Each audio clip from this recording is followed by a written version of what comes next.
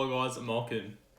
So recently I've completed the PPL Casa exam here in Australia, and I want to share an insight on what you guys can expect when you sit the PPL exam.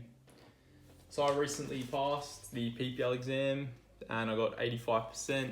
However, I still have areas of knowledge deficiency and I got produced a KDR report. So I will just go through my KDR report and explain and give you some tips and tricks on what you can expect and what you can do now in the lead up of your PPL exam. So my first KDR was on mixture control. So walking in, I thought I had a good understanding of mixture control. However, Casa being Casa, they gave me about 4 or 5 questions regarding mixture control. So you want to research and study with your PPL books, your ATC books, mixture control in depth, and know everything to do with the mixture and power settings, the peak EGT, exhaust gas temperature, and all that jazz, and make sure you are 100% confident in everything to do about the red knob, the mixture control knob. My second KDR was determine ETA. So this was to do with a 1 in 60 type question, so make sure you know how to do your 1 in 60s in and out, back to front. Got a fair few 1 in 60 ETA questions on the PPL exam, and I think this one caught me out because I didn't read the question. So make sure when you're in there, you read the question 3 times and make sure you understand it and read it again. My next KDR was on cruise performance. Again, this could have been something on mixture control, something that had 2 possible correct answers and I probably chose the wrong one. So again, just make sure you know your theory in depth and you read your textbooks back to front and answer all the exam questions you have available to you. My next KDR was on cloud types. Again, can't recall the question, but just read your Met books and know your cloud types in depth. There's a few good YouTube videos out there that explain cloud types, and it's pretty straightforward, but I think what Casa got me on was the wording of the question and that I probably just haven't seen it before or haven't studied the theory on the certain cloud sufficiently to get this question right. Again, the question had 2 or 3 answers that looked kind of similar, and I think there's one that you could cross out straight away, but just be careful with that, I guess.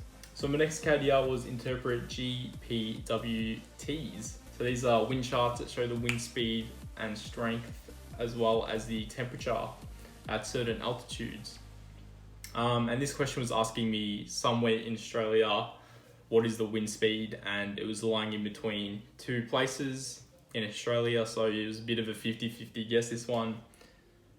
So this is just another Casa question that they throw at you that you can't really answer because you have to guesstimate and estimate in between which box you think it's in. So not very good with that one, Casa, but she'll be right. Next KDR was determine takeoff distance required. This one was a multiple choice, so in the RPL they're typing boxes, but on the PPL they make it multiple choice or just luck. And I still ended up getting it wrong. So again, the takeoff distance required and the landing charts are about 50-50 chance of getting them right or wrong. Just got to be accurate and nail your lines nice and straight. My next and final KDR was determine weight and balance alpha loading system. Again, I did this about 3 times in the exam to make sure I was correct, and I still ended up getting it wrong.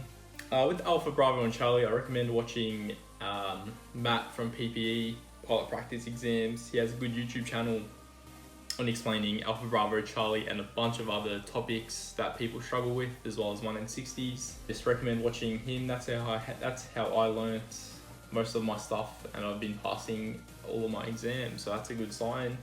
Just with this question, you got alpha wrong because, I don't know, I must have messed up or I didn't read the question properly. Yeah, so that is my KDR report. So tips and tricks for the PPL exam. As I mentioned before, Matt from PPE has a great exam website. He provides you with Casa type questions, which gets you in the correct mindset for sitting a Casa exam. He makes you read the question and make sure you understand how to read the question and find your answer from the certain question.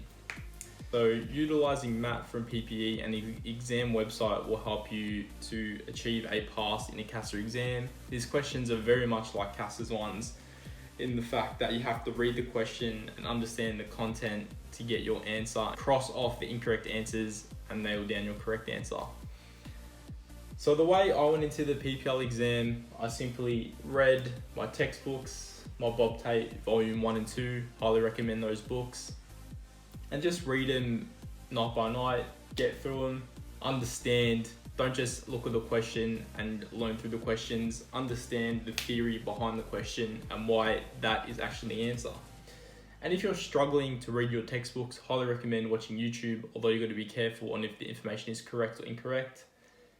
It is still highly, it's very valuable if you struggle to read or you don't absorb all the information from reading. So YouTube videos with the animations helps very much, especially when it comes to engine, meteorology, and human factor type subjects. So yeah, that is my experience on the PPL Casa examination, and I hope this video is going to help you pass your PPL exam. I've also done 2 CPL exams currently, and if you guys would like to see an exam breakdown on those subjects as well, let me know in the comments below and I'll be glad to share my experiences in meteorology and the air law, and also got human factors coming up shortly. So yeah, see you guys in the next video.